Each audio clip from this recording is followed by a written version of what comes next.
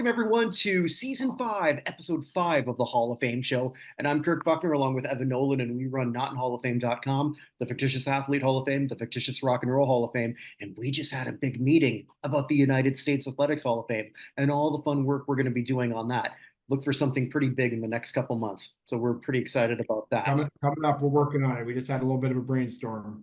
So We a little did. bit of a rebranding and a little bit of a step up of the game. So Which I guarantee you is more thought process than in the Rock and Roll Hall of Fame, which is going to be dominating our conversation today. Uh, so pretty much, so I'm but sorry. The Rock and Roll Hall of Fame going to make their announcement on the same day that the Pro Football Hall of Fame makes their announcement and does their MVP, and like, whoops, shouldn't do that. What's a calendar? Yeah, and then making an announcement, not even like officially, just like sort of something out. Before we had like, hey, here's who the nominees are. Unless I missed it, we didn't even get that this time. Probably he wasn't available on a Saturday since he had the week off, weekends off. But like, we could do a good, bad, and ugly just with how the Rock Hall's run. Not the nominees. The nominees are interesting, but just how the Rock Hall is run is a good, bad, and ugly itself. it's a very interesting group of nominees. Yes. I still don't know how I feel about it. I do have a theme in my head that I'm going to Yeah, disseminate.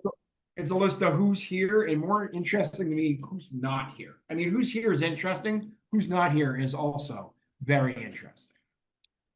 I want to begin with because here's my theme on this one, and I wonder. I think you probably know where I'm going with this because I put something out on the X about that. Because the more I thought about it, the more I think this was an FUJW ballot. I mean, John Wenner. the fact that foreigners here is probably enough of a Oh, sign. yeah. And somebody else will get to, but yeah. Right. So I just want to bring everyone up to speed who I think a lot of the people who will tune into this usually are here for our sports points of view.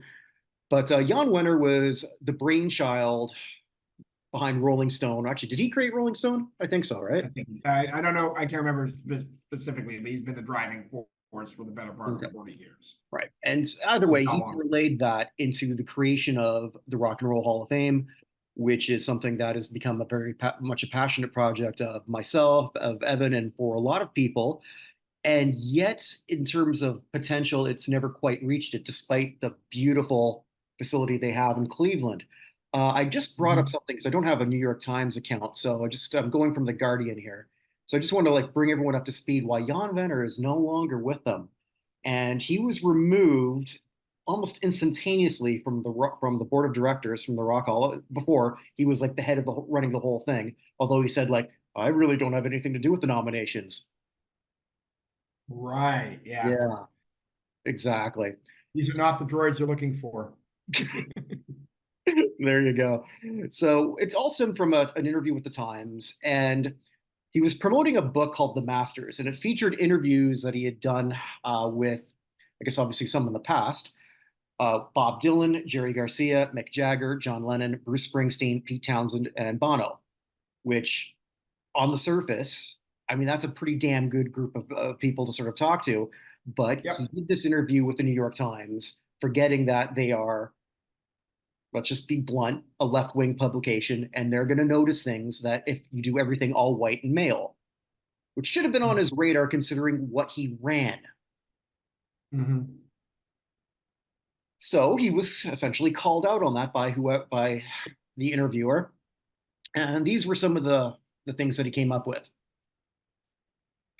It's not that they're inarticulate, although go have a deep conversation with Grace Slick or Janis Joplin. Please be my guest. You know, Joni was not a philosopher of rock and roll. She didn't, in my mind, meet that test. Well, first of all, if you can have a conversation with the leader of Big Brother and the holding company, Janis Joplin, you either have a time machine or a necrophilia fetish. So yeah, I had a Back to the Future joke. I'm glad no, I'm not doing it. yeah. I mean, there are some very articulate people. There's some. I mean, why didn't he interview Ozzy Osbourne? I mean, was his articulation, just too good? Well, that So, might also be why he's nominated this year. So there you go. you know, So a black artist, Stevie Wonder, genius, right? I suppose when you use a word as broad as masters, the fault is using that word. Maybe Marvin Gaye or Curtis Mayfield. I mean, they just didn't articulate at that level. So basically, he just, in a backhanded way, or maybe not even that backhanded, mm-mm. black people and women are stupid. Mhm. That He articulated it particularly well. Yes, he articulated his perceived inarticulation. Correct. God. That was enough for I mean, them. Go ahead. yeah, it helps explain the and I know you and I disagree on the women, but at least the lack of minorities in the Rock Hall over the years. It's not so much that I disagree on the women per se. I think when we look back at all rock history in terms of like who made it, who didn't, and we can argue or maybe even agree as to why that is. The reality Mhm. is, in terms of success and popularity and impact, it's more skews heavily male to female. Whether it should be, And also, yeah, go ahead. sorry, and also guys are more likely to be in bands. So when you get the Who Right. in, you get four guys, Mhm. as opposed to most of the female artists are solo singers. Absolutely, and that also then skews the number that's always out there when they go like the amount of men to the amount of women. Sure, I don't know that necessarily Madonna is on the same level as the one-armed drummer from Def Leppard, but and I'm not saying it because he's not the full man he used to be. Of all the people you could have picked. It was the first thing that came to mind, and it just worked out well. Uh, Luckily, I own this, and only Evan can sort of cancel me out. Could There you? you I go. don't know. Anyway. I don't know. Anyway, continue. Yes. So this is essentially how we got here. And when this is actually, I think it's also the first time that you and I did not do a prediction of who we thought would have been nominated. And just well that we didn't, because we never would have neither of us would have hit 50%. No, I actually did do my own prediction. Oh, did you? And yeah, on my own, and I got five. Okay. So as we go through this, you can tell me which five they are. Mhm. You would have beat me because I would not have gotten five on this list at all.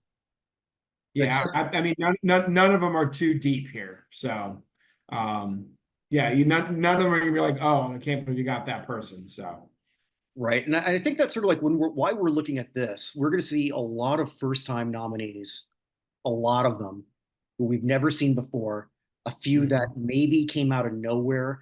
And I think they made a more conscious effort to make this a more diverse ballot, which is good. But this mhm. also doesn't help some people. And I think as we go through each one of them, we can I look at, think this is I think this is the easiest ballot that's who's gotten in is getting in possibly as long as I've been looking at this. This is a clear five, and if they only do five, it's obvious. If they do six or seven, it gets more interesting. But I think there's a five that is just way above everybody else. So just based on the, not in my opinion, but based on the history of the hall and how people vote, right. and Yeah. also playing favorites with people who play nicer at the hall. I think also too, we also need to articulate, there's that word again. The voting body is pretty much the same. I know they continuously add people, though we don't necessarily know who they are. Correct. The nominating committee didn't change much, but clearly Jan Wenner's influence is gone. And I feel that a lot of this is really to stick it up his ass. I'm dead serious. That's how I feel. Entirely possible. Yeah. Especially again with one that we're going to talk about. Let's look at this.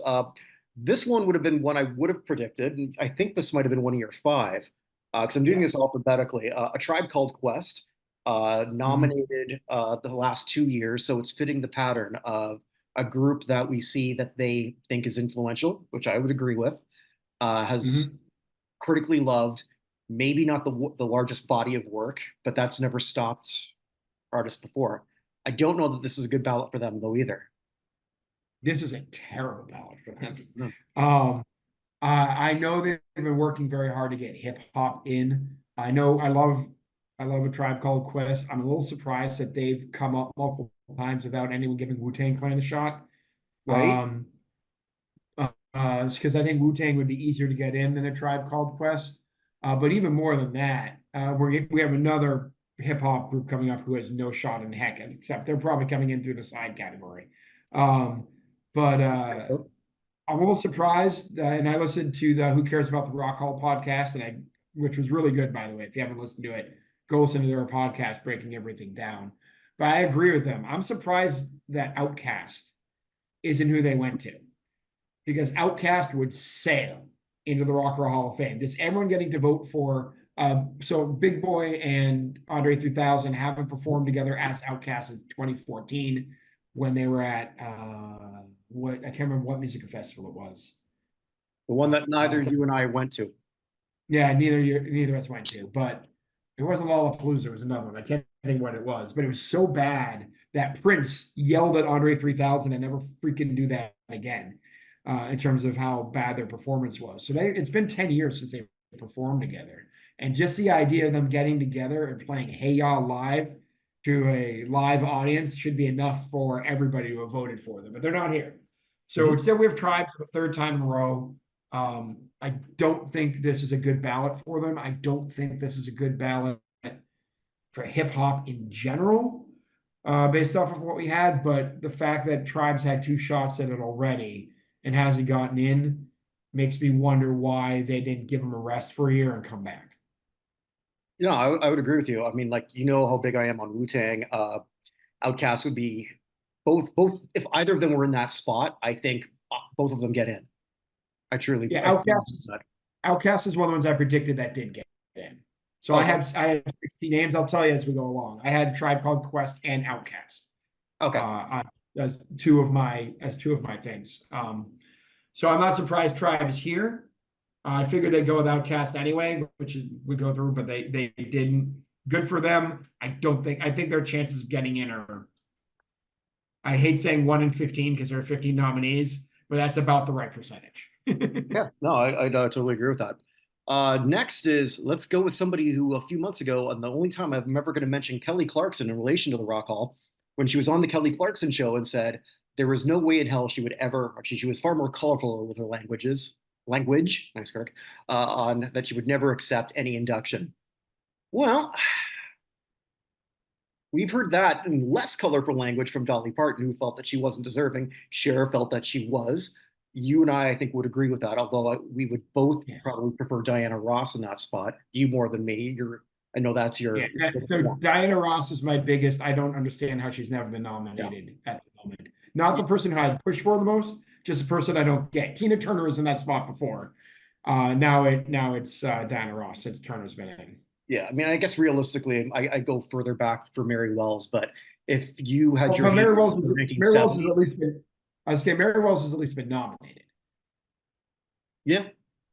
It's years and years and years and years ago, but she's at least been nominated. Mhm. Diana Ross on as a solo artist never has been, which is insane. But anyway, I interrupted. Continue. No, no, it's all good. So I think no, no, it's not just because we're pay attention to this. It doesn't mean the rock stars actually do. It's altogether possible that Cher is completely unaware of the new regime change. Why would she be paying attention to that? I Yeah. would think that if she's sort of aware of what's sort of changing, they could get her to sort of accept that. Whether they're going to sort of politic behind the scenes to get her to go, I don't know. But it's the first time she's been nominated. I think she's going to sail through, Unless she torpedoes herself, but she'd have she's to do going it to. right now because But I mean, saying so lots of people said I've never like Cat Stevens was like I'm never getting in, and then Cat once he was nominated and elected, he was like I never realized how much this meant to me until I was actually elected. sure, Shares that same sort of person on this. Not that she's ever going to be in the terrorist watch list, but you understand what I'm saying. I Um, sure. Well, she didn't come join me in Canada, so I mean, like she does have a history of making bold statements and not following through on them. that is true, but I understand like her frustration. Sure. I understand her frustration of have not, I mean, with Sunny or on her own, not having been nominated before. I mean, she was first nominated. Oh, she was first eligible. Hold on. I think I In got that. 91. hold 91? Yeah. Yeah, 1991. So 1991 to now is 33 years or 34 technically. Mhm. And Sonny and Cher have also been eligible since 91. So that's technically 68 shots at the apple before, or bites of the apple before they finally put her in. I can understand her frustration. And she said this before. I mean, I remember years ago seeing her on David Letterman bitching about it. So this has been and rightfully so. I'm not begrudging the woman. She deserves to be in here. The idea she has been nominated, then I was insane. But again, this seems like another one of those slaps in the face at Jan Wenner. Like they're the two people who seem like a slap in the face. I already mentioned one. We'll get to in a couple names, but Yep. Cher seems like the other one. And I think I agree with you. I think she absolutely she's one of the five I think absolutely sails in. Um, if she's nominated or if she doesn't torpedo herself, be like, no, no, no, no, no. And even if she does say no, no, no, no, no, people may still vote her. Yeah, I think it's one of those things where she's gonna get in, she's gonna go, she's gonna make have the speech of the night, and she's gonna tear the house down. Yeah, that's Just when probably she leaves the true. auto tune at home. Yes. Yeah. Yeah. So do Uh, you do you believe in acceptance speeches after saying you don't want to come? I believe in acceptance speeches. I'm saying I don't want to come. Uh, no, no. those work so well, and I realized the way it ended wasn't the way I meant it to. So let's just strike the last 15 seconds from our lives and It's not, continue not on. like I haven't said that though that line to a woman before. Anyway, Yeah. Well, by the way, so I had Diana Ross technically in this spot. So I okay, did not have Cher. I had Diana Ross. So yeah. not that should not surprise you in any way, shape, or I form. would have picked Cher because that just seems like the exact thing that the Rock Hall would do after she Yeah. says screw it. So it's easy for me to say this in revisionist because I didn't actually do this process, but I know I would have picked her for that reason. The next one Yeah. you might have to carry this one because I'm not necessarily a fan or even get them, but the Dave Matthews Band, I know that I might be insulting some people here. The jam band scene has never been my thing. It's not that I don't Mhm. respect Dave, I do. Uh, Saying that, I don't know that I would have nominated him. I don't know how he fares in this ballot. And this is my Dave blind spot. Matthews, I'll admit it. Dave Matthews Band is going to sail in this time. Think so? Okay. Yeah. So Dave is one of the Rock Hall buddies. He was part of the group that got Willie was jammed with Willie Nelson or did Willie Nelson last year. He's been there a bunch of times. He's the Sheryl Crow of this ballot, if that makes sense. Yeah, it makes a So lot of sense. Sheryl Crow, Playing the long game. yeah, it's friend of the Rock Hall. I don't think there's any issue with. I don't think Dave may not be a lot of people's favorites. To be honest, I've been to three Dave Matthews concerts in my life. Mhm. Mostly when I think the last one I was a freshman in college or sophomore in college. I was at his um, I was at his concert at Gillette Stadium, which was his first ever major stadium concert. Oh, wow. Um, Okay. so he was like shocked. He's like, can't believe this many people came here to see me. The opening act for them was the Ben Folds Five. Um, so I mean, I like Dave. They did make a point on the Who Cares About the Rock Hall podcast that you don't hear many of his songs that much anymore. Um, so and it's funny because they said that, and I swear since this happened, I've heard more Dave Matthews songs and more like I mean, every once in a while you'll hear Crash or you'll hear Under the Table and Grieving or Ants Marching. I heard Trippin' Billies the other day on the radio station out here, which has been a long time since I've seen that. Um, I think that Dave's going to get in. Dave and the band is going to get in easily. They, it's funny because he'll be the second native-born African to get in the Rock and Roll Hall of Fame. The other being Freddie Mercury. And so we'll have two native-born Africans, and both of them will be, let's just call them pigmentally challenged to get into the Rock Hall.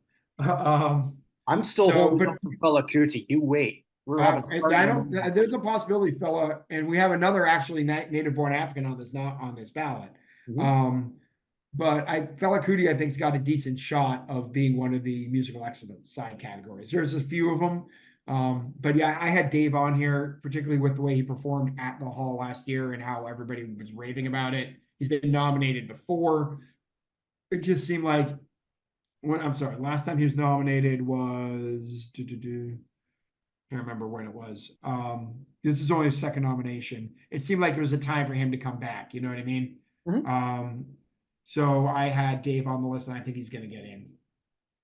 Okay. Well, sort of segueing from what you talked about musical excellence, I think this is what you were referring to, that they might sort of enter this way. Eric B. and Rakim, Yeah. second nomination, first in 10 years.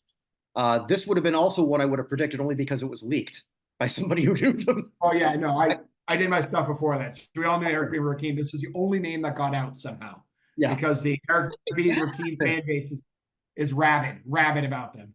So But still, I mean, they have to learn it from somebody. yeah, I don't know. Yeah. Someone's probably like, you gotta tell me. It's like, fine, Eric B. and Rakim, go away. But it's interesting because on a ballot with so many new people, so that was Dave Matthews Band. He was nominated in 2020. Mhm. So this is their second time. Eric B. and Rakim's another one that this is their second time. Um, so of the people coming back, the interesting thing though is their problem with getting in is, can you name me your favorite Eric B. and Rakim song? Paid in full. Oh, well, let's see. Do you think any of the members of the Who can name their favorite Eric B. and Rakim song? Uh, No. Well, there's only two. so what? There's only two of them. I only two of them, fine. Yeah. But the moral of the story is the old school rock heads are just not going to understand this. But it makes sense, particularly after they put DJ Kool Herc in last year, with kind of going back to the roots of Yeah. rap and hip hop and everything. To go back to Eric B. and Rakim, at some point, honestly, if they nominated the Sugar Hill Gang, and I know the Sugar Hill Gang is basically a one-hit wonder, but it's a song that's super duper important to the development of music in this country. I feel like the Sugar Hill Gang would have an easier job of getting in through the front door than Eric B. and Rakim would. Am I Mhm. shocked to see them here? No. Did I have them on my nomination list? No, because now it's been, like you said, 10 years, right? But I don't see how they're getting in on this ballot. So it's actually been 12 years. I'm sorry. They're nominated back in 2012. Oh, I thought it was So 2014. Okay, my bad. yeah, so they were nominated 2012 with up against other hip hop artists, the Beastie Boys that year. So Mhm. Well, this one might have the most interesting backstory. Foreigner, yeah, and if you're an arena, who I did not choose, by the way. no, I wouldn't have guessed that you would have. But if you're a No. very successful arena rock band with the hits, once you're on here, it's a very good sign for you to get through, especially considering there's nobody else like them that fits their category. So if there's a lot of the old, like you said, the old heads, well, you didn't word it like that, who are they going to vote for? Probably their peers. And the story that Wenner always said forever was that I don't block anybody. I'm not blocking Foreigner. Although he did say that as long as I'm around, Kiss won't get in. I guess he got talked Correct. out of that one. Foreigner is here. The story that Lou Graham tells, because apparently, crap, I forgot his name. Mick Jones. I got that right. Yeah. Okay. Yeah, for whatever reason, I had like five different names in my head going through it. But There so, are a lot of mix out there. I get it. yeah, so Mick Jones and Jan were good friends for a long, long time. And the way Lou Graham had told in the story, which was again rebuffed by Wenner, we'll give him the credit of that, although I don't believe him. Although I don't think he's a racist, I do think he's a sexist, but that's neither here nor there. Got it. Yeah. The story that he told is that Jones went into his office and pretty much asked that question, and it erupted into a yelling match. And with Wenner saying, "You will never get into the Rock and Roll Hall of Fame ever." And here we are, months later, with the first time that they have a shot. That with Wenner gone, here they are. If that's not an FU, I don't know what is. Yeah. Yeah. Um, I mean, we shall see if they get in. They're not one of the five I have marching in here, but they're probably in that 6 through 9 category, if that makes sense. I think they really got a good shot. Yeah, they're in that. Like I said, they get to 7. Foreigner is probably in. At Mhm. 6, it's closer. I just think there's just 5 at the top with the way this, and no, and again, not the 5 I would pick, but the 5 who, based off of politics and name recognition, are going to be walking in. Okay. This one's a very interesting one to me because I think if we talk about the whole musical excellence category or just other backdoor categories, this screams Perry Farrell, not necessarily Jane's Mm. Addiction. Jane's Addiction obviously was a very important, although brief, band in the evolution of the late 80s alt scene. His creation of Lollapalooza is felt to this day. If Jane's Addiction fails, and I think they will, because this is sort of the spot that we wanted to see, like the Smashing Pumpkins in, or a lot of those other type bands. I mean, because we talked a lot about Rage Against the Machine. I Go ahead. I had Soundgarden in this spot. I would have too, and I probably again I didn't put thought, but I would have picked that probably. So we would have been the same there. Jane's Addiction, they have been nominated before, and again, it's the Perry factor. But this feels like Nile Mhm. Rodgers 2.0 or Shaka Khan, no 3.0 because Shaka was 2.0. Mhm. You know what I mean? Like that's what I get. Jane's Addiction, when you just sort of like put them as in a vacuum, and I don't know how voters will think, Mhm. it's always going to be tough for them. Always. Yeah, agreed. I don't think Jane's Addiction is getting in. I think this is a very tough ballot for them. I don't know what, again, the Rock Hall doesn't necessarily go in order on things, but there does sort of seem to be a pecking a lot of times. And if we've gotten Rage Against the Machine in, I don't see how either Soundgarden or Smashing Pumpkins isn't next in this spot, Mhm. right? Like Pearl Jam is in, Nirvana is in, we got Rage in. Again, I probably would have put Smashing Pumpkins in terms of the queue ahead of Rage, just the way people react to them. Yeah. Um, you got Soundgarden, you got Smashing Pumpkins, you got then you probably have Jane's Addiction, Stone Temple Pilots, I bands have like Sonic Youth that. ahead. So right, Sonic Youth is actually ahead. Who's the other one? Social Distortion. You make an argument for them being ahead. But my point is, they seem like the next step down to me Mhm. for the spot they're in. I feel like Sonic Youth, Soundgarden, or although maybe Soundgarden did really badly last year in their second attempt, I don't know, or Smashing Pumpkins Mhm. ends up with a better chance of getting in than Jane's Addiction. Now, I would imagine, I could be wrong here. I think this is the one you're most excited about. And something that you just mentioned. Yeah, and I did pick You this did. band. Okay. Well, it's Cool in the Gang. After 29 years, here they are for the Yeah. first time. And this is also not going to help, even though the genre is not the same. But it's not, it's, and it shouldn't hurt them, but I think it will hurt Tribe and Eric B. Oh yeah, 100%. Mhm. Yeah, I mean they're not even the same genre, but it's 100% going to hurt them. Yeah. I think Cool and the Gang is the sixth artist on this list in terms of likelihood of getting in. Um, I really hope they're in. As we've said before, all the gang has passed. The original Said gang is that, all yeah. gone. You said just Cool left. It's just Cool left. Yeah. And when we got the Spinners in last year, and Henry Fanworth just passed away last week, so at least he got to live to see them in. I mean, Cool's not that old, Mhm. but I mean, he was a rock star, or he's a music star in the '70s. It wasn't like he was living a squeaky clean life. So I want to see them in. They're they're a band who literally, if you don't know who they are, you know multiple of their songs. In terms of the songbook, and Celebration is played at every wedding, every sporting event, everything. So I really hope that Cool and the Gang gets in. They are massively, massively overdue for induction. And yeah, like I said, I still think they're six based off of this, just based off of the way that people play favorites and other names. But I'm hopeful that they get to seven like they did last year, and Cool finds their way through. Yeah, I'm totally with you on that. That would be on my ballot if I had one, and I never will, and that's okay. Lenny Kravitz. I didn't see this one coming. I don't have a problem with it. I just didn't see it coming. Yeah, I didn't either, but I think he's in.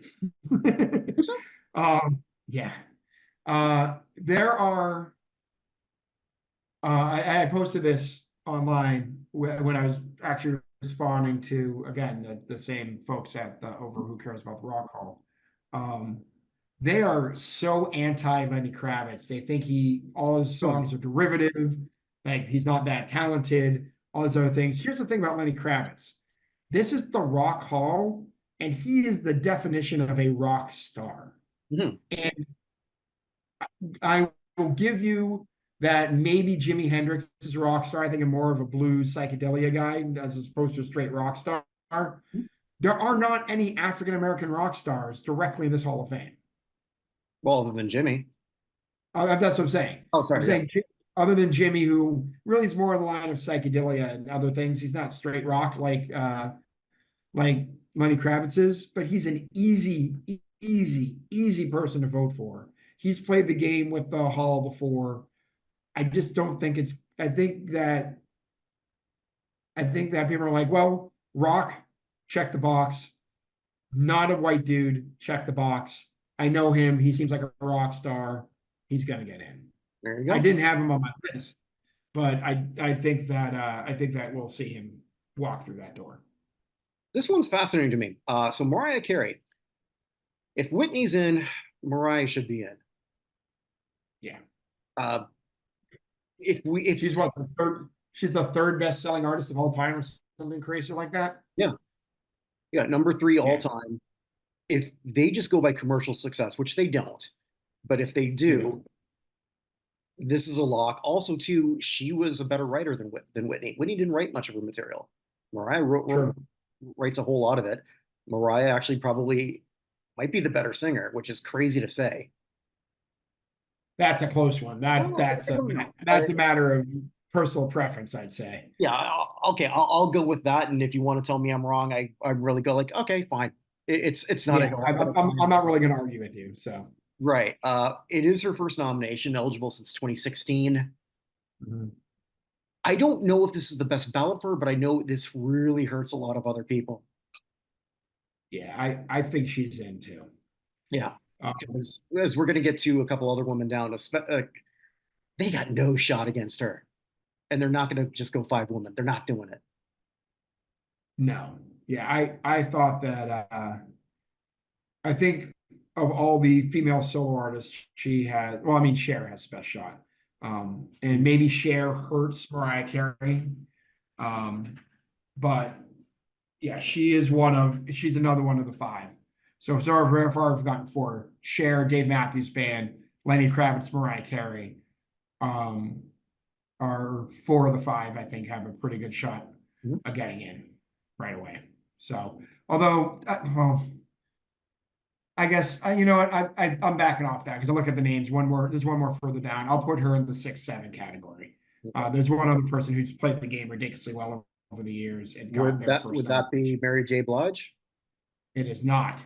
It is not. Okay, because she does sort of No, like I think Mariah Carey hurts Mary J. Blige quite a bit, and I did pick Mary J. Blige for this ballot. a two-time nominee now.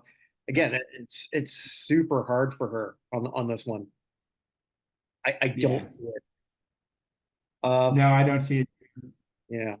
This one's like, I guess in terms of who I think is the most deserving, this is my number one. Will it happen? I don't know. If it does, will they show up? No, not together anyway. Well, if they show up, Liam will be playing, and I can think of his brother right now. Uh, Um, Noel, Nolan, Noel thank will you. be the audience heckling him. Huh. So this is what happened last time that Liam performed as Oasis. Oh, that'd be awesome. That would be great. Oasis definitely belongs here. I thought they I thought they should have been first ballot personally. I'm probably in a vast minority on that because apparently in the first batch of fan votes, they're dead last. Yeah, I don't think they're getting in. But their overall like impact on music, the whole Britpop scene. I know it's an American-based rock all, but it never says that. Uh, the critics did love them. If you want drama, there you go. This is this is perfect. As much as Yeah, I want them in,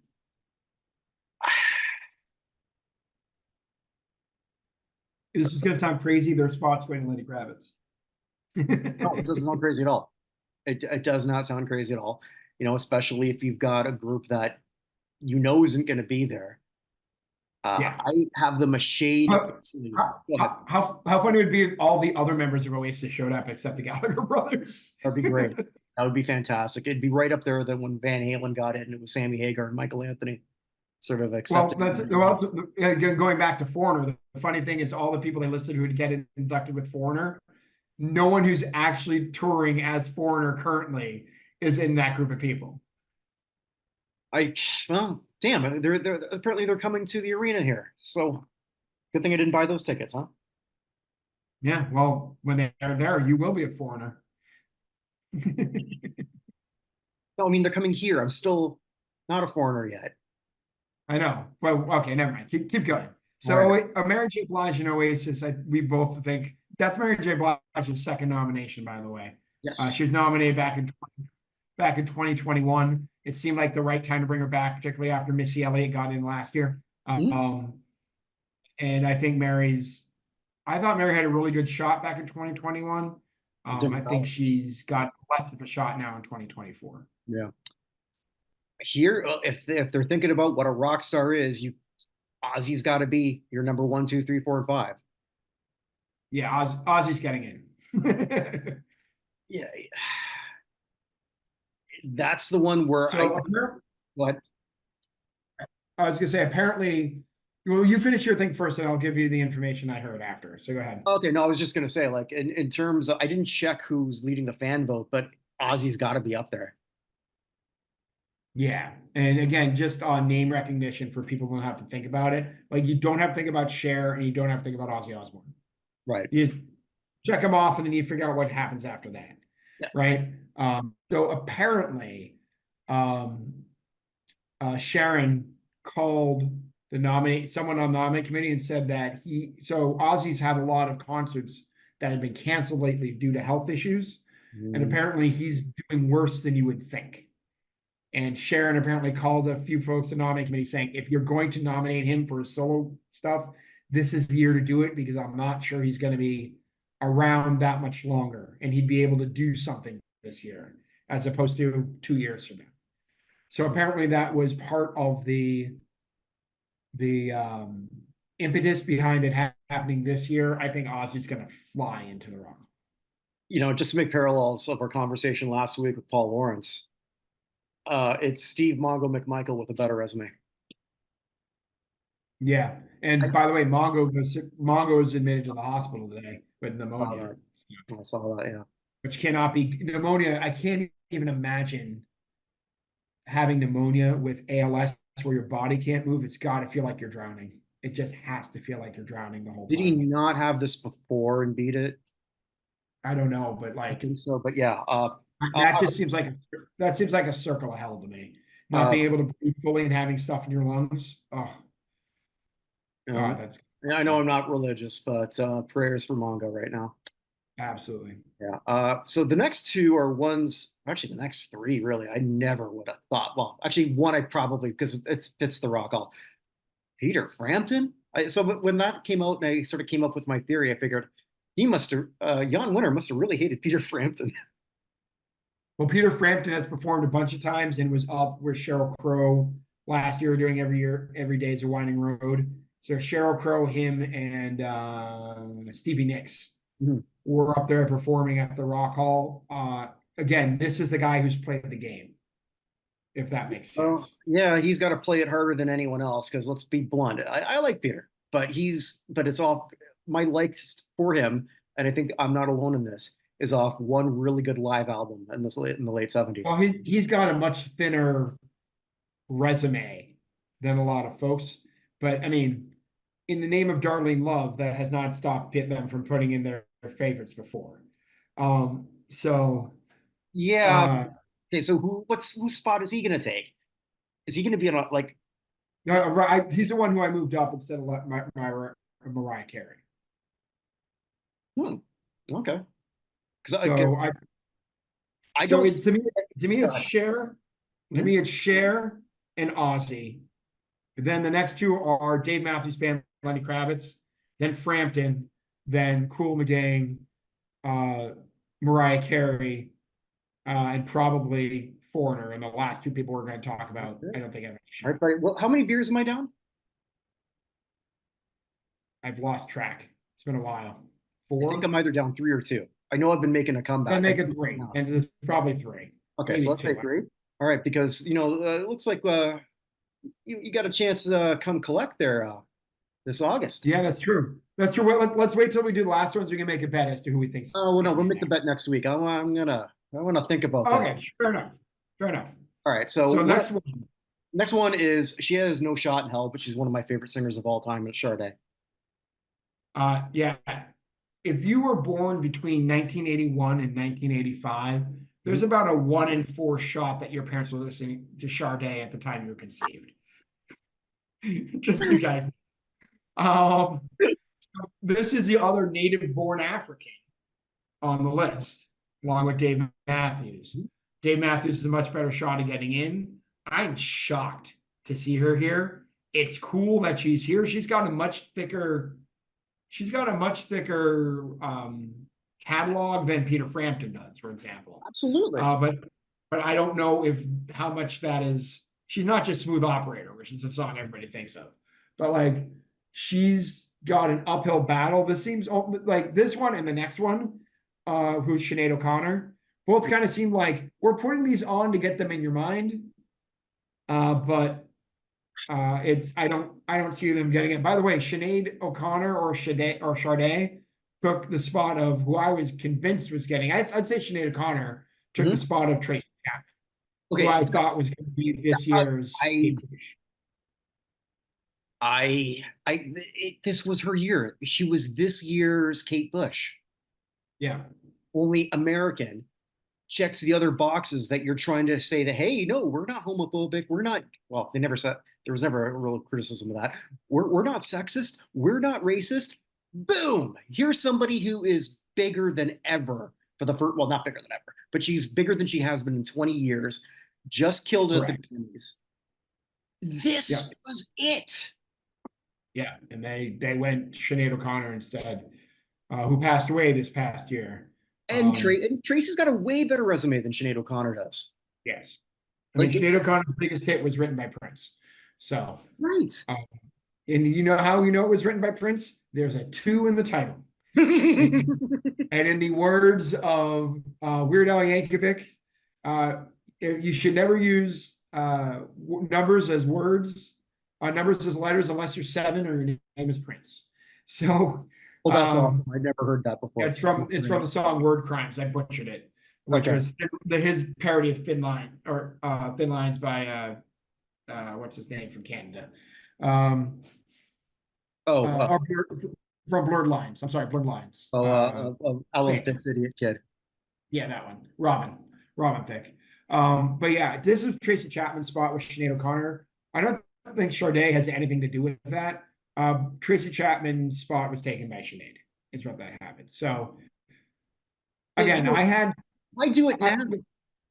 Like the year after I she's. don't because she passed away. I guess I don't know. I really wish that if we're going to do that, they would have put the Cranberries up at some point. But it'll be a cold day in hell before that happens. Ooh, I'd have Sinead But over the Cranberries. I'm sorry. I'd have Sinead over the Cranberries, not by much. Oh, I disagree. No. Either way, Anyway, neither are getting in. So we'll just yeah, have to. We're just gonna have to like when we meet up in August. So we're just gonna have to listen to some of you too. So there you go. that's true. So the 5 who I correctly predicted Yeah. were Tribe Called Quest, Dave Matthews Band, Kool and the Gang, Mary J. Blige, and Oasis. The ones who I nominated or in my own thing, but did not have. Mhm. Um, so from the last group, I had five of those. So Iron Maiden, the White Stripes. How are the White Stripes not here? Just by the way. Well, Like big, I thought they would just walked in last year and they didn't. I'm like, well, they'll just be back this year. Like what happened to Radiohead?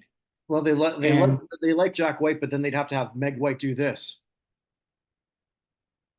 yeah, I don't think it matters. It's just I know. it's hard for me to come up with an argument of keeping the White Stripes out. They hit every single box that they love I at mean, the Rock who do you Hall. think is a better drummer, Meg White or Def Leppard guy's missing arm? You love that one. It's a new twist on it. Yeah, that's true. Um, so Soundgarden, Joy Division, New Order, I expect to be back. Mhm. Um, and then I had There's Tracy no Chapman. new wave or 80s alt group here, is there? No, so we'll get there in a second. So I had Tracy Chapman. I had I already brought up Outcast and Diana Ross. The Mhm. other three I didn't have here, who I thought would be here. I thought Beck would be back Mhm. after a year off. There's no Beck here. And then I had two 80s new wave bands. I had Devo because I love Devo. Figured Devo would be back. And I had the Smiths because we've gotten in Depeche Mode and we've gotten in oh my God. The other Duran one. Duran? Well, not Duran Duran. They're the three of them. They're going around in circles. Why can't I think of the other one's name? The Cure. We've gotten in the Cure. We've gotten the Depeche Mode. The Smiths was the third of those that hasn't gotten in yet. I figured they'd be back. Duran Duran got in a couple years ago now. Um, but we don't have anyone kind of in that lane at all this time. And remember when we did this last year, I thought that um, I thought that George Michael getting in was going to be really, really good for Billy Idol. I didn't predict Billy Idol. He Mhm. was one of the last people I cut. He actually, my other last person I cut was Dionne Warwick coming back because I just thought there were already going to be too many. I had Diana Ross and Mary J. Blige and Tracy Chapman, so I thought that was too many female African American artists. So I cut Dionne Warwick as well. Would have been a good year for her for Dion too, because with the what was it, Doja Cat, I believe, sampling. Mhm, that's true. Yeah, Um, but yeah, I'm surprised at how few people. I mean, the only band from last year who's back is A Tribe Called Quest. yeah. So I didn't think Cyndi Lauper would get another bite right away. I thought she'd have to wait and come back. But Iron Maiden, Joy Division, New Order, Cyndi Lauper, Soundgarden, White Stripes, and Warren Zevon, who was someone else I thought about coming back. None of them made it. I thought Phil Collins might be here. He's another person I had Yeah. close. He apparently has made a recovery. He looked Oh, awful 2 years. It looked like he was dying. And he was out on stage. He stopped playing and everything. I saw a picture of him the other day, and he looked 10 years younger than he did 2 years ago. well, that's great. Um, so yeah, but I mean, talk about a resume that's hard to beat if you're talking popular music over. He had a number, he had top 40 hit for like 14 consecutive years at one point, which seems like a lot to, Elton John had one for something like 31 consecutive years, some crazy number like that at one point. Um, but like there are some other people that some of these names are surprising. I didn't think I'd see Mariah Carey yet. I didn't think Foreigner was the person if they're gonna pull him back. I mean, from the 70s into 80s group, you got Foreigner, you got Boston, you got Bad Company, and they love Jay Giles band. Um, Not and lately. that's pretty no, not lately, but I mean the Jay Giles band's been nominated how many But times? now, was we're looking at this, this is so much Five. different. So I had three takeaways. Well, the first one, obviously, with Winter not being there, we're seeing. I wonder how many of these are artists that they really wanted to put forth, and they thought, well, if I push too hard, I'm kicked off this committee. Mhm. Because again, you and I think everyone else does not believe that Winter said, "Oh, I had nothing to do with who gets nominated." Bullshit. We know what you did with the whole not Dave Matthews, Dave Clark Five and Grandmaster Flash. And for those wondering what we're talking about, when Dave Matt, Dave, why do I keep doing that? Dave Clark beat Grandmaster Flash in the voting. And I get his point. This is why maybe I think maybe he's not racist, although the sexism, I've been reading all about that, is like through the roof. He flipped it because he thought it was more important that the Rock Hall put in a rap band. And I think if Mhm. we were to look at 100 people who actually pay attention to this, 99 out of 100 would have agreed that Grandmaster belongs more than the Dave Clark Five. But that was your process, that was your democracy, and you fucked it over. And somebody died before they got in because Yeah. they got in the next year. So don't say that you have no influence when you clearly do. Mhm. You know, you're clearly running how all of this is. This is, I think, as much as I want to say it's the FU ballot, it's also the chance to get some people there that they really wanted to try. And I think also too, they also wanted to show like we are not yawns. Mhm. What they do from here now, we every pattern that we knew, forget it, it's done. Yeah, agreed. Yeah, Yeah, this is completely patternless compared to yeah. what they've done before. So we have to use this as almost like a brand new starting point for Rock and Roll Hall of Fame patterns. That's not a bad thing. I don't even know that it's completely a good thing either, because if you are before 1970, you're screwed. Punk's not represented either. And I'm huge on MC5. Mhm. I know I'm Yeah, not alone. MC5 is another one. It just seems like it has a chance to get in through the back. One of these Yeah, side categories. yeah, I mean, the problem is there's like 15 of them. You know what I mean? That all seem right. like they have a shot at getting into the side category. I Yeah. think the fact Eric and Rakim are actually nominated, if they don't get in, they're just going to get the side category treatment this year. Although we don't even know, because now how much did Jan have to do with that? That's true. You know, because there's no pattern to any of it. Like, That's true. hell, we don't even like they can't even figure out a whole date. And as much as you and I rip on the Basketball Hall of Fame, we can say this concretely. We're recording this leading up to the All Star game, and at the All Star or this Friday, we're going to know the finalists. We don't know who's Mhm. deciding it, but at least we know who the finalists are going to be. We don't even know how many because there's no pattern to that. But they do that, and then on the Final Four weekend, that's their announcement. It's perfect. It is near perfect. Mhm. The only one close to it is the Pro Football Hall of Fame. They just need to figure out a couple things a little bit more when they decide they're going to announce their finalists. But like just Mhm. make it a little bit more concrete. But it's near perfect. Baseball does pretty well. Hockey, I think they should do it during the season.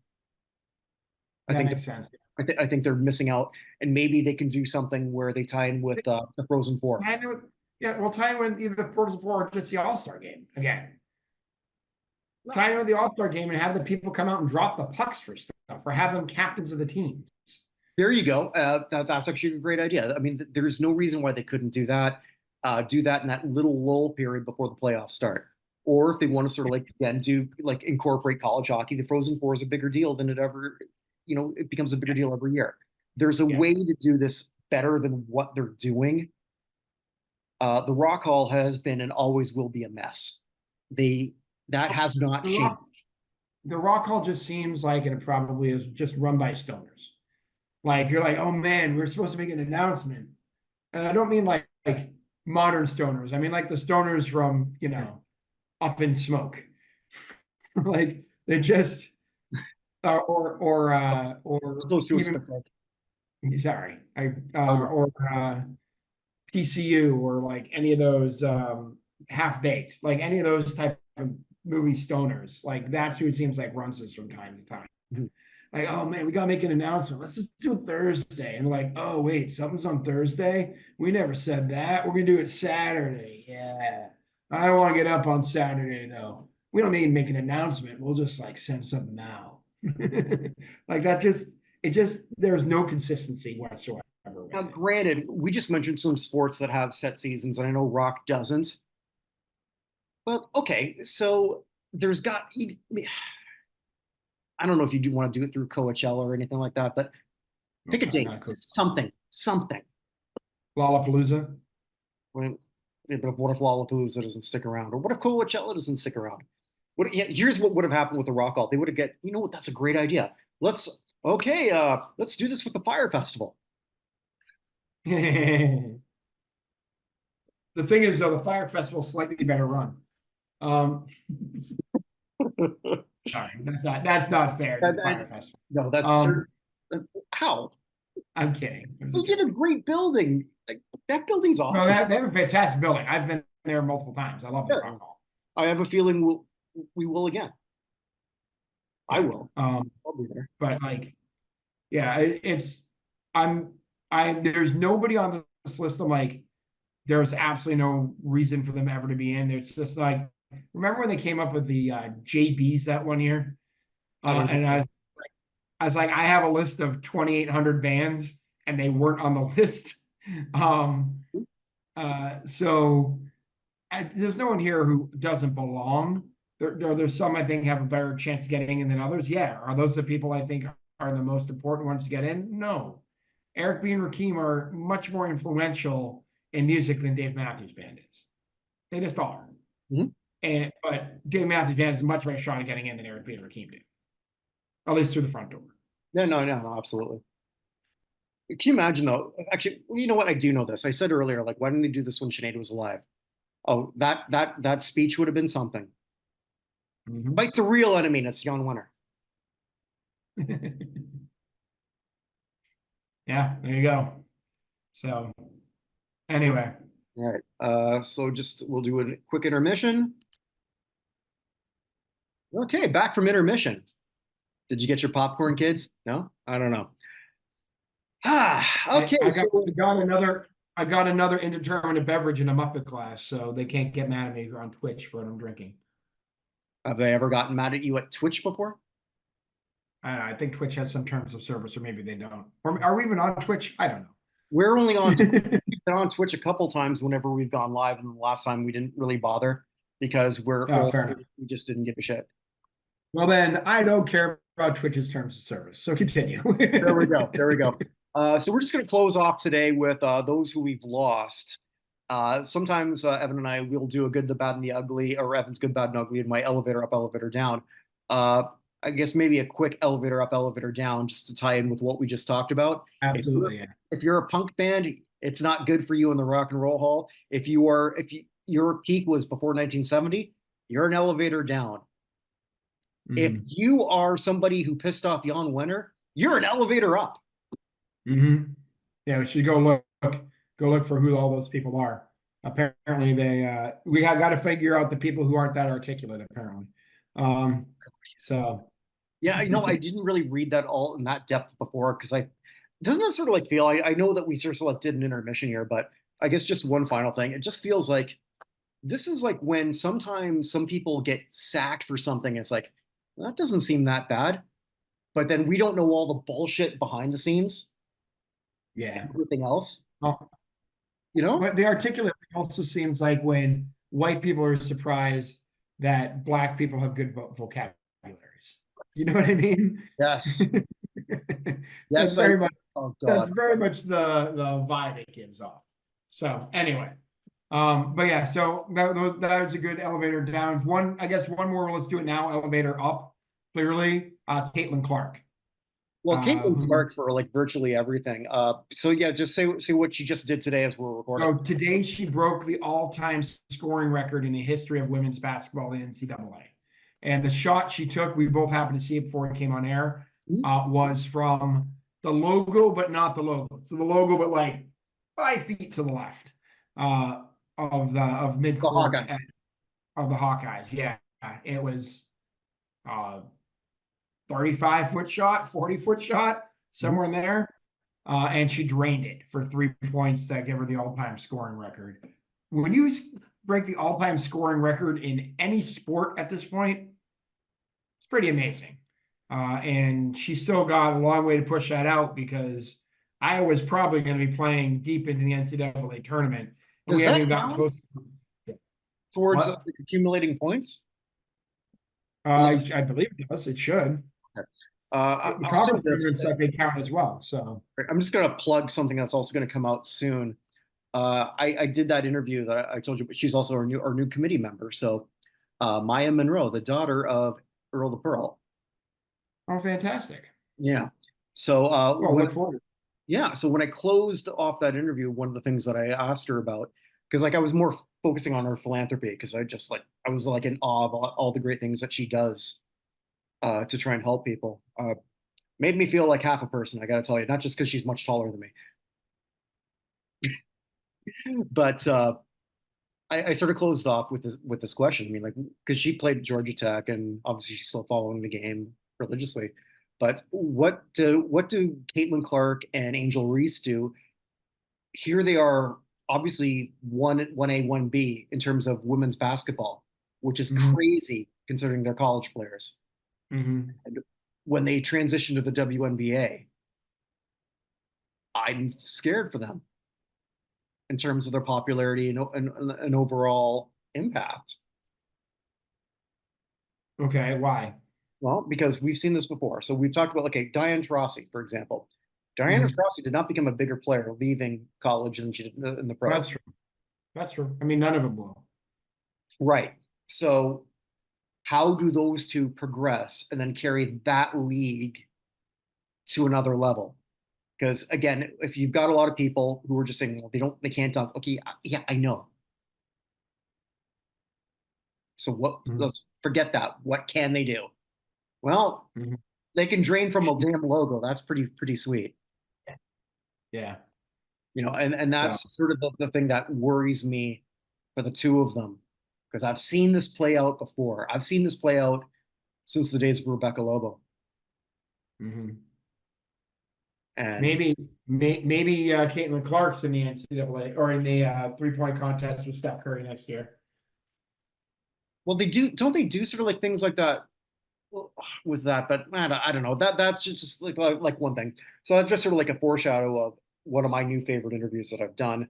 A lot of other interviews. Just a little plug here now, if I can, since we're Sure, here. go ahead. Yeah, Vinny Lospinuso, our good friend, has set up a lot of great interviews. So check those out here in the Buchnerverse, not just with Maya, but with a lot of other people who have written some great books that I'm really excited about. The one that I just did that will come out shortly, hopefully, is about Charles Follis, the first African American player who ever received money to play football. And so I got to Yeah. talk to the two writers, one who was his grandnephew, and just it was just a lot of fun conversations looking at sports way beyond the television era, and it's been a lot of fun Hmm. doing that. And thank you to Vinny for all that, and thank you for all the hard work that he does. It's much appreciated and much love. Yeah, absolutely. All right. With that, should I go into the folks we lost this week? Yeah, yeah, we've lost a few, so let's get into it. All right. We'll start with the beige mistress has struck again. What she Uh, do?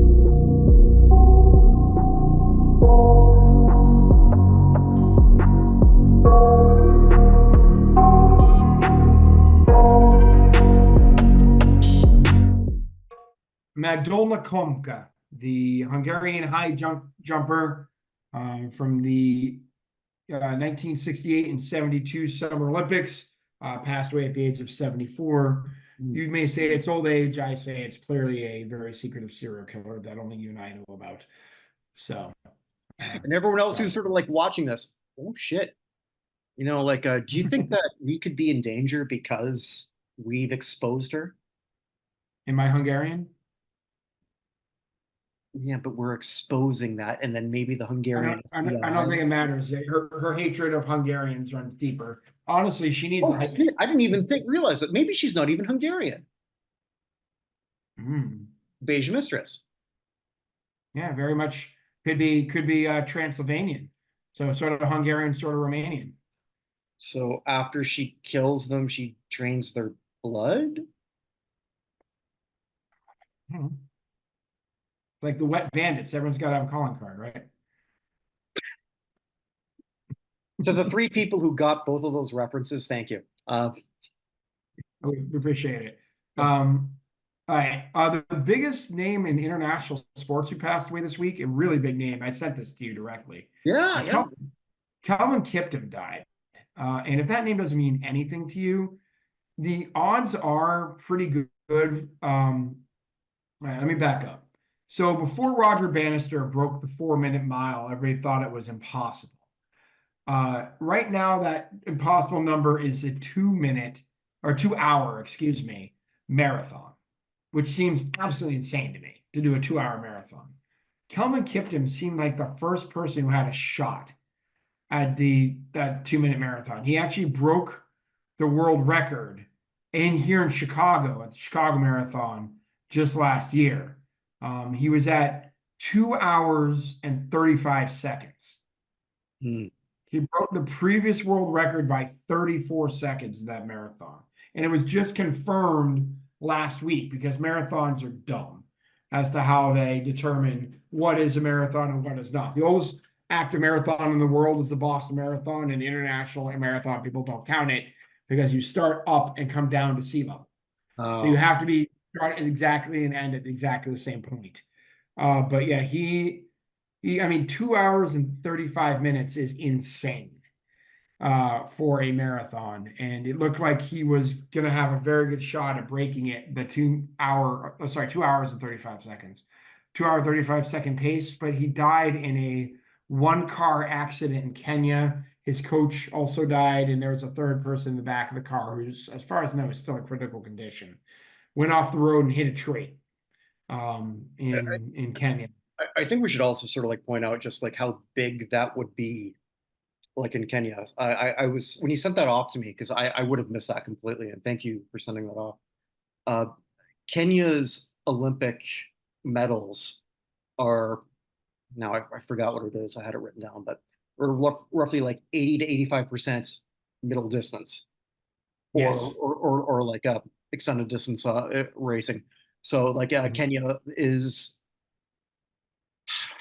how do I put it? If you were it'd be a pretty easy bet if you said, okay, there's major marathon. Who's going to win? The Kenyan. And that's been probably accurate for maybe 30, 40 years. It is, he must have been like, from what I read, he was like sort of like their main sporting god at that point in time. So Mhm. for this to sort of happen and for him to be sort of that close to break something that I don't even know what a team equivalent would be. No, I Nothing. mean that's why I came with Roger Bannister in the 4 minute mile. Yeah. Yeah. Like that's the first person to summon Everest. That's what we're talking in Yeah. terms of sporting. Like uh, probably the first person to cross like a high jump of like 7 feet or 8 feet, or I don't even know what the record is. You know what I mean? Carl Lewis in the long jump was the first person to go over, what was it, 28 feet? Like, just you're hitting, these are numbers that seem impossible for anyone to get Right. to.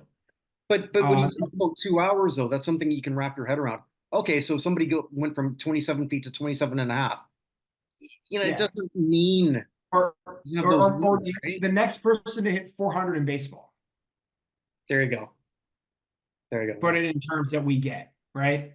Because even like baseball, despite the fact it went out of its way to try and destroy how numbers are important to it, the numbers still mean something. The next person to hit 400 in baseball, which hasn't really been approached in decades at this point, Yeah.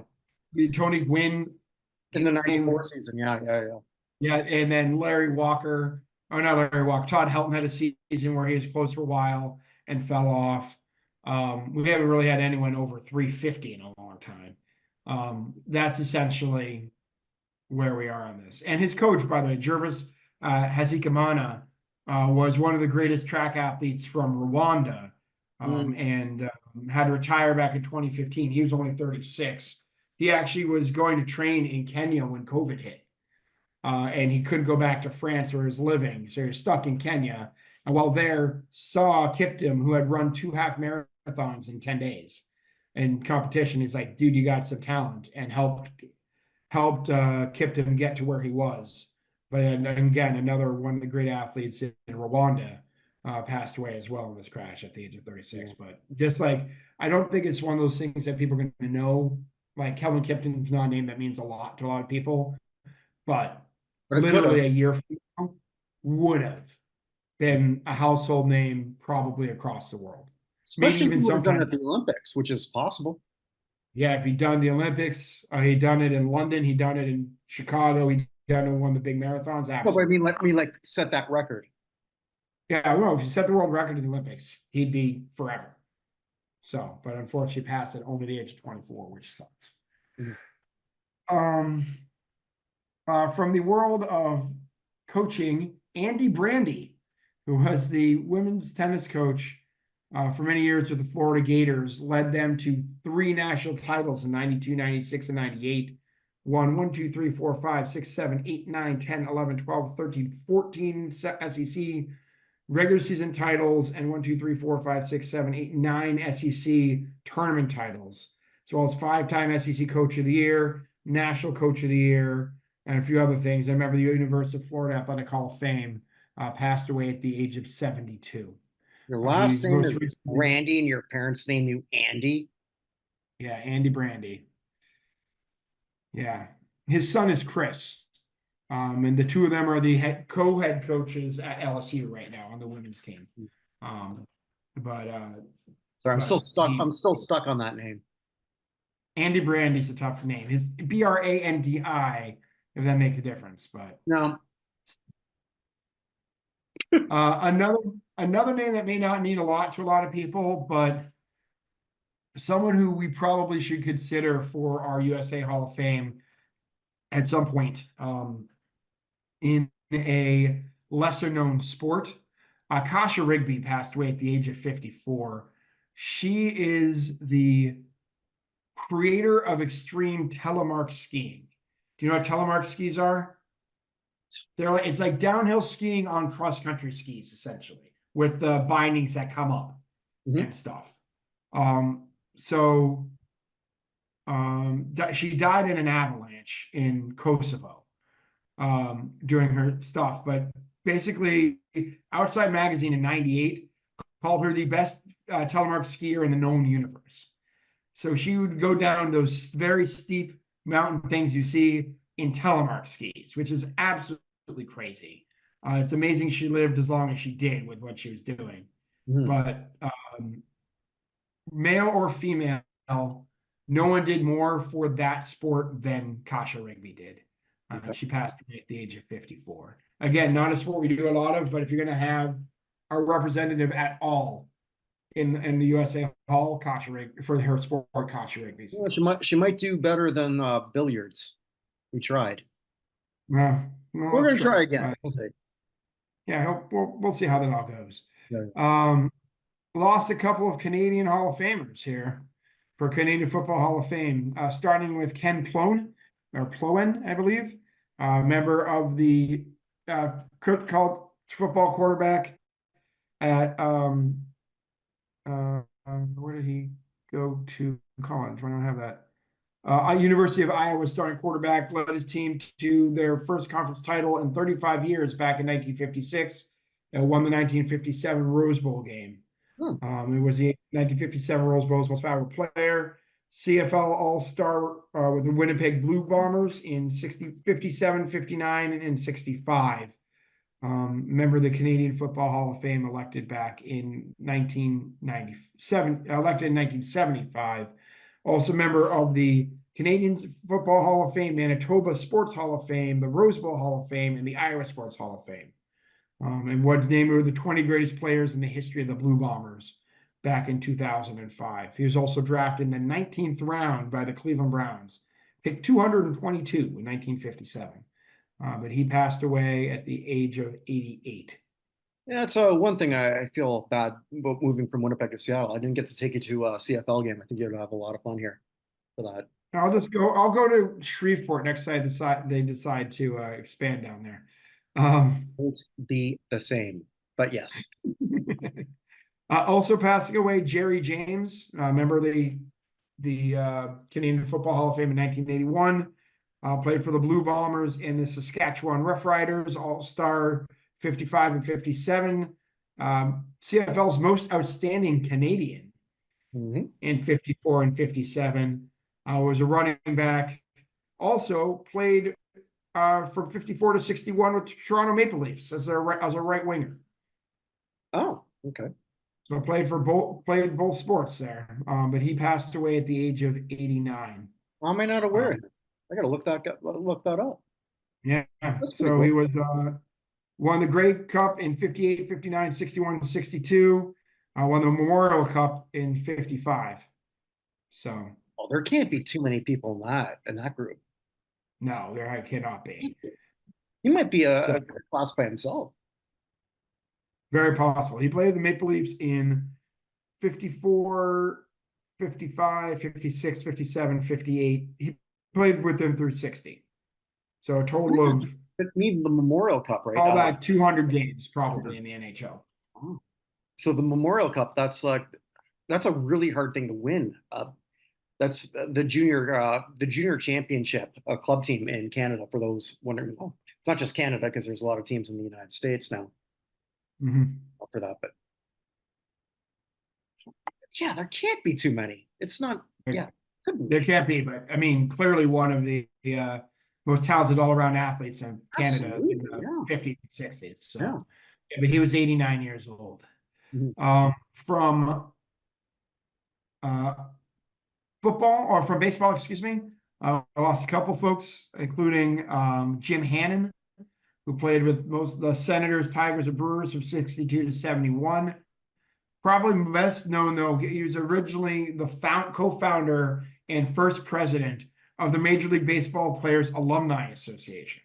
So he Okay. was one of the founders of the Alumni Association back in 82, was their first president through 86. He passed away at the age of 84. Okay. Also passing away, a little bit better known person, Don Gullett passed away. Played with the Reds and Yankees from 70 to 78. Remember the Reds Hall of Fame. Basically had to retire at 27 due to arm issues.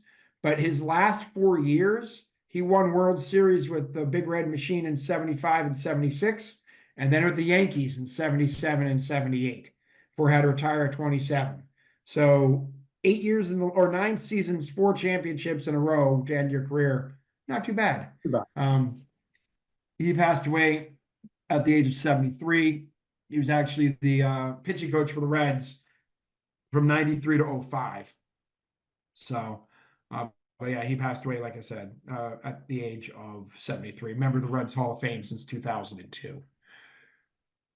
Also passing away from tennis, Lenny Simpson, founder of One Love Tennis, which is a tennis program for at-risk kids. Um, Member of the International Tennis Hall of Fame, became the first African American to play World Team Tennis back in 1973. But his program there had John McEnroe, Todd Martin, Brian brothers, and a whole bunch of, and the Bryan brothers, excuse me, and a whole bunch of other folks. He passed away at the age of 75. One inventor I want to bring up who passed away at the age of 96, William Post passed away. What did William Post invent? Virginity. No, come on. The Pop Tart. He invented the Pop Tart. Ah, He okay. passed, he passed away at the age of 96. A name like Post, I would have figured he worked for, Post cereals. He did not. He worked with the Heckman Biscuit Company, which would later become Keyboard. So he was 96 years old. So he's responsible for those elves. And I'm also holding him responsible for our Boise's, which are boisterous. Um, Also passing away, Eddie Chiba, one of the biggest DJs in New York in the 1970s. Credited with inspiring Russell Simmons pursue his hip hop career. After Simmons saw Chiba perform in Harlem in '77, and then Curtis Blow also took his name from imitating Chiba. Oh, Um, okay. so which is the pattern that Chiba used with the force of power was called the blow, and the Chiba was the slang for marijuana. But he passed away at the age of 67. I didn't know Uh, that. Okay. Also passing away, Damo Suzuki, best known as the vocalist for Can, the German Oh, group Can. oh At yeah, one yeah. point, Japanese lead singer. Mhm. So he was actor from 70 to 74 and then 83 to 2024 here. He also played with he also was with I had this whole thing up and it just went away. Well, he's saying vitamin C and spoon with can. Mhm. But yeah, he passed away at the age of 74. And then I guess the last person this week is Jimmy Van Eaton, passed away at the age of 86. Drummer, you're best known probably as the drummer on A Whole Lot of Shakin' Going On for Jerry Lee Lewis back in the day. Also played with Johnny Cash, Charlie Rich, Bill Justice, Charlie Feathers, Roy Orbison, a whole bunch of people like that. But he passed away at the age of 86. So there you go. You know how much I love those sidemen. Oh my God, And yeah. the drummer for A Whole Lot of Shaking Going On. There aren't that many remaining guys from back in those days. No, So can't be. Can't be. that's All what I right. Well, got this week.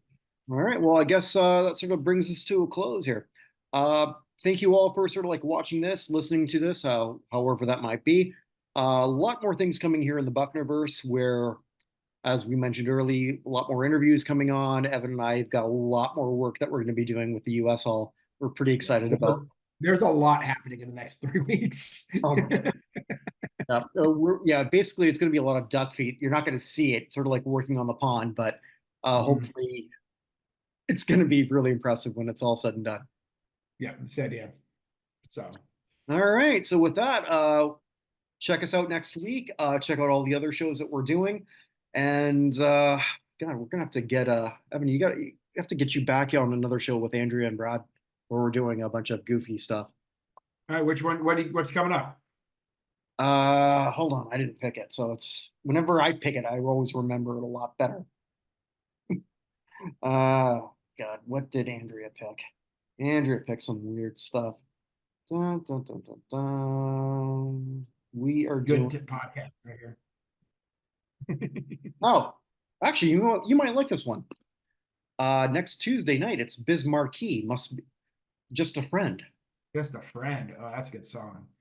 Uh, if you want to do standing outside a broken phone booth with No, money I in my don't. hand for the radio gods, I'm Okay, in. I do not. We'll see. But yeah, That's a good song.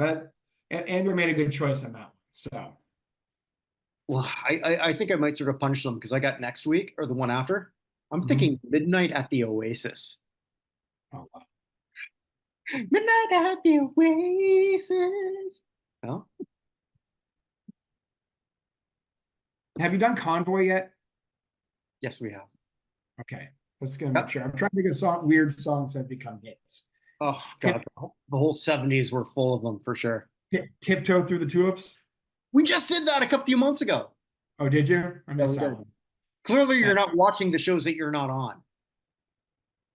I watch some of the shows I'm not on, but not all of them. I actually rarely watch the shows I'm on. At one point when we started this, I used to go back over them and listen to them to make sure I didn't say words too often and to check how everything sounded. But I'm too old to care anymore. Yes, as opposed to how well I edit myself. Yeah, well, that's true too. But yeah, at one point I remember going through and I counted how many times I said the word fantastic. I believe it was like 67 times in an hour, and I'm like, I got to come up with a new word. There's So only 43, but that's okay. no, I can't count it higher than. Never mind. Anyway, all right, guys. I think we should wrap up there before we Absolutely. say anything. There we go. So wherever you are, wherever you may be, have a fantastic day because it never comes again. Take care. Take care, guys.